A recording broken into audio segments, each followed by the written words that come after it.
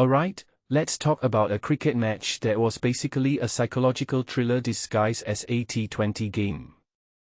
Imagine this, you're the Antigua and Barbuda Falcons, cruising to a 188-run chase with over 50% win probability, and then, poof, suddenly you're needing 43 off 24 balls because of a spin wizard named Roston Chase. What even happened here? Let's break it down, but trust me, this isn't just about numbers. It's about how minds crack under pressure, and why spinners are becoming the ultimate X-factor in modern T20 cricket. First off, let's talk about Andries Gous.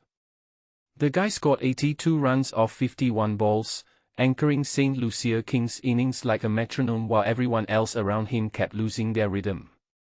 But here's what fascinates me, Gous wasn't just accumulating runs, he was denying the opposition hope. When you're batting first and your team's second highest scorer is a measly 18, that's not just bad luck. That's a batter psychologically dismantling the opposition's confidence. It's like showing up to a knife fight with a lightsaber. You're not just winning, you're making the other team question their life choices. Now, let's pivot to the Falcons' collapse. They were 109-2 at halfway, looking unstoppable. Then came the middle overs. Roston Chase, who's been criminally underrated in global T20 leagues, spins them out with figures of 2-18. But here's the twist, this wasn't just about spin. It was about timing. The Falcons didn't just lose wickets, they lost their grip on the game's rhythm. Ever notice how teams either dominate the middle overs or completely implode? It's because T20 is a game of momentum, not skill. Once doubt creeps in, it's like a virus. And Chase. He's patient zero. But wait, what about Matthew Forde holding his nerve in the final over? 13 runs off 6 balls, and he concedes just 8.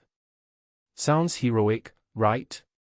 But let me ask you this, why do we always glorify the last bowler as the hero? The real story was already written by Chase and Antigua. Forde was just the editor. In my opinion, the unsung hero here is how St. Lucia's coaching staff identified that Falcons' middle order couldn't handle a spin-heavy attack. That's not luck, that's strategy. And that's where the future of T20 lies. Teams that adapt to spin in the middle overs will dominate. One thing that immediately stands out is how Fabian Allen's 28* became irrelevant. Isn't that the cruel irony of death overs?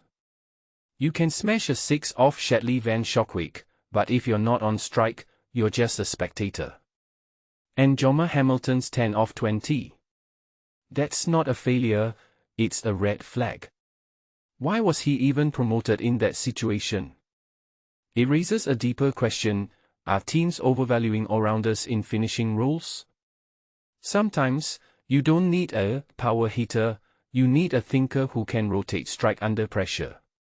Let's zoom out. This match wasn't just a game, it was a masterclass in how T20 cricket is evolving. Spinners used to be the change-up option. Now, they're match winners. The CPL, with its flat Caribbean pitches, is becoming a lab for this experiment. And if you take a step back, isn't this why leagues like the IPL and PSL are now prioritizing spin twins? The future of T20 is slow, smart, and spins. Also, psychological resilience is the new currency. The Falcons didn't lose because of bad shots, they lost because they panicked. And panic is contagious. So here's my closing thought, what separates good teams from great ones isn't talent, it's their ability to stay calm when the game's heartbeat quickens. St. Lucia didn't just win with the ball. They won by turning the Falcons' confidence into a house of cards. And in a format where every run feels like a chess move, that's the real MVP play. What do you think?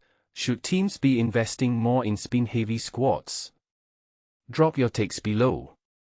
Because trust me, this wasn't a fluke. It was a blueprint.